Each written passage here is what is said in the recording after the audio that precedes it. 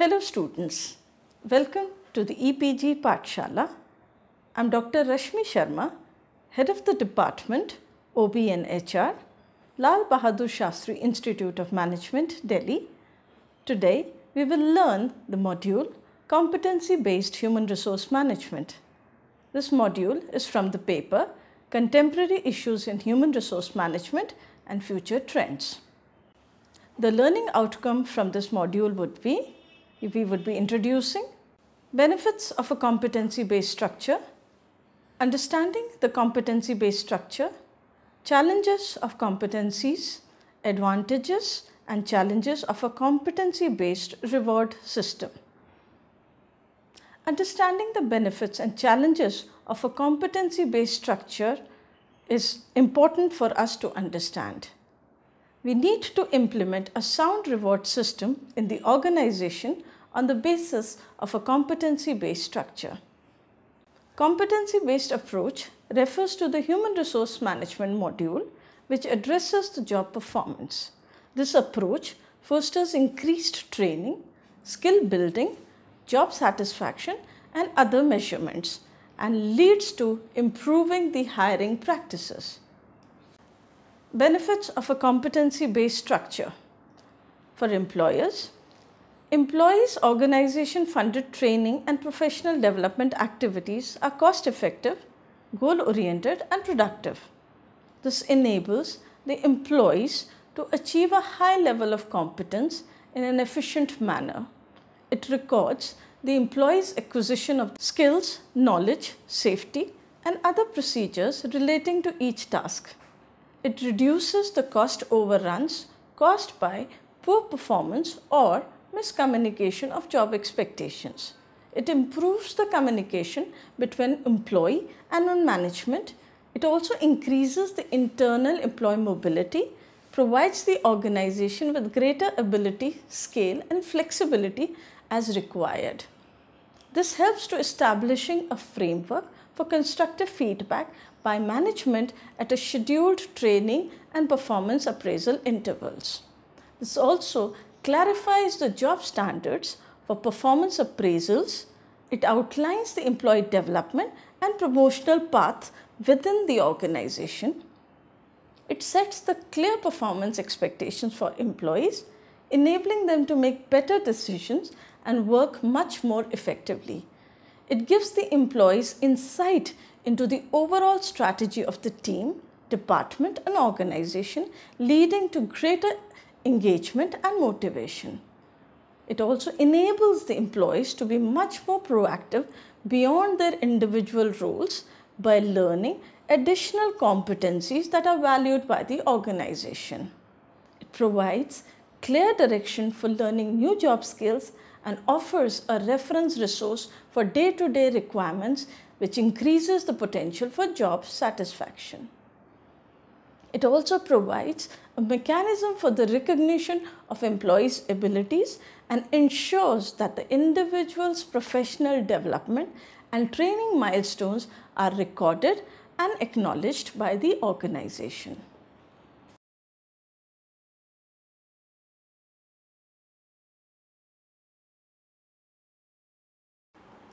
Let us now understand the steps to develop a competency framework. What are the objectives of the competency framework? As with any HR project, we must start out by clarifying why you want to have a competency framework. What business issues are you trying to solve? Is a competency framework really the best solution? To develop and implement a competency framework, it will take significant time and efforts, so you need to be clear about what you really want to achieve. How will the competency-based structure be used?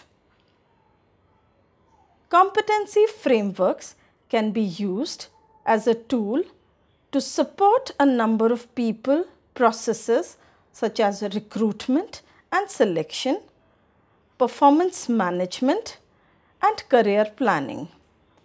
Before starting work on the framework development, be clear about how you wish to use these competencies within your organizations, as this will determine how the framework is structured. The third step involves defining the format, scope and structure. Do you want the framework to contain just behaviors or also to include skills and knowledge requirements? Should it cover all roles and functions within the organizations, or will it apply to a particular group of employees? Will it cover all the levels or exclude groups such as senior management? What will the end structure look like? Will it show positive examples of competency, or do you also want it to include the negative examples? The fourth step is establishing your project team. First, decide whether you will develop the framework using entirely in-house resources or whether you will need external assistance. Collecting, defining and assembling behaviors examples require particular skills and expertise which may always not be present within the organization. The fifth step is planning your communication. Even before you commence the development of the framework, it is essential to plan and execute the initial communication. People within the organization need to know that the project is taking place, understand what the purpose is, its benefits, and how the final competency framework will be used. In the sixth step, we have to gather the competency data. The objective here is to gather specific examples, the competencies, behaviors that lead to effective performance within the organization. There are various techniques that can be employed for this, such as undertaking detailed behavioral or critical incidents interviews. The seventh step is assembling the draft framework. The competency, behavior, examples that we have collected will now need to be categorized into competency groups or clusters and then subdivided into levels or other groupings according to the desired framework structure. The eighth step includes gathering feedback. It is essential that you gather feedback on the draft framework from across the organizations.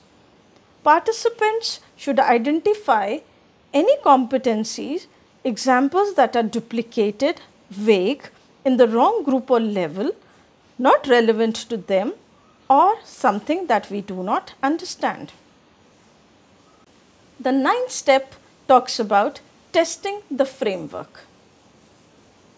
Your framework is now ready for testing, and there are various ways in which this can be done. One of the simplest and most effective method is to select a number of employees with varying levels of performance and assess them against the competency framework. The 10th and the last step is prepare for a rollout. You are now fully developed and tested competency framework. However, the competency framework will only be effective if it is used effectively. Therefore, you will be needing to ensure that everyone who will be using the framework is fully trained and briefed and given the necessary supporting material and documentation. Let's now understand the competency-based structure. Before we come to that, let's assess, are competencies that something that can be learned or developed? Are they a trait that is more difficult to learn?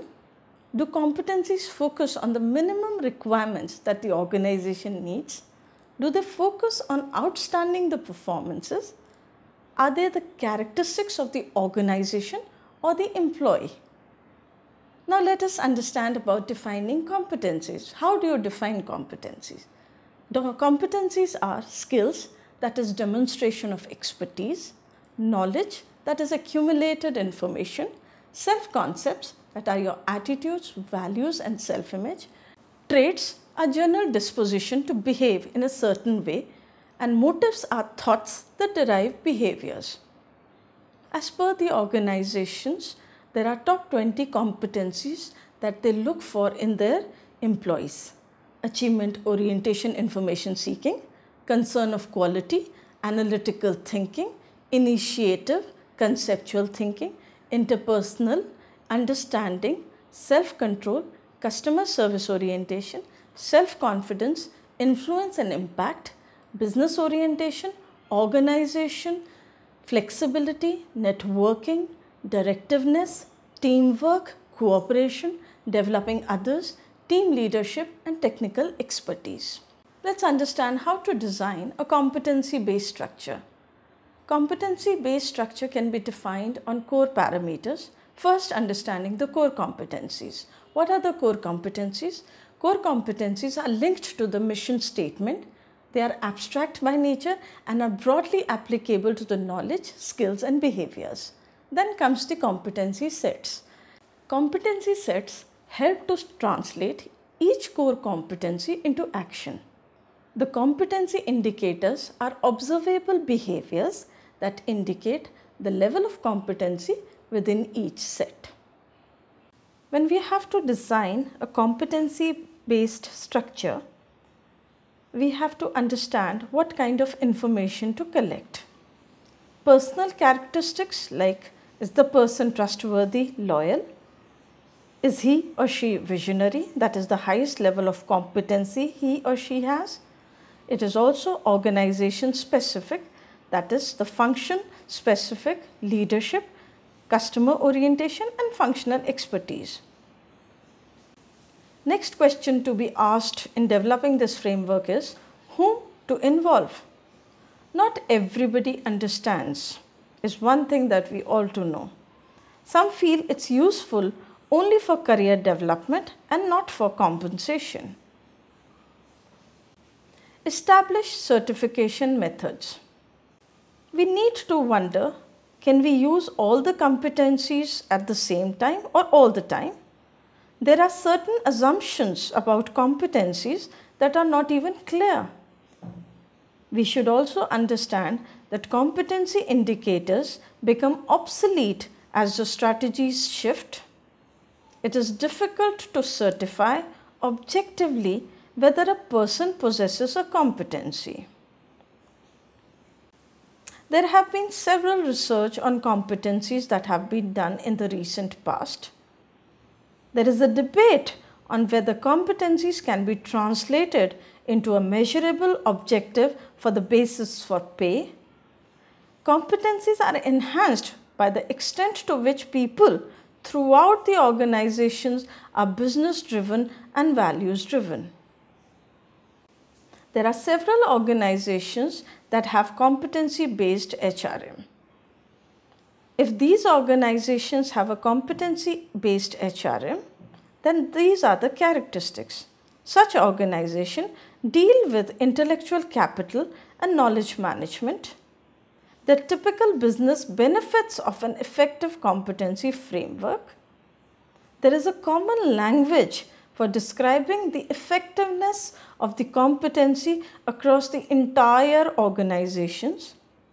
Even the managers have the vocabulary and examples to discuss the performance with their employees in a factual and very concrete and specific manner. There is a greater consistency and objectivity in the assessment of performance.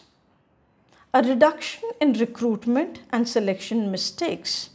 That is a common mistake that we all make when we hire the wrong person for the wrong job. Employees can identify and plan their personal development needs in order to support progression into other roles within the organization. There are several challenges that are faced by the organizations that focus on a competency-based structure. Many of today's organizations can be characterized as distributed and global, with functions that are often operate autonomously in the absence of governance. These factors make efficient and effective identification, utilization, and implementations of competencies very, very difficult.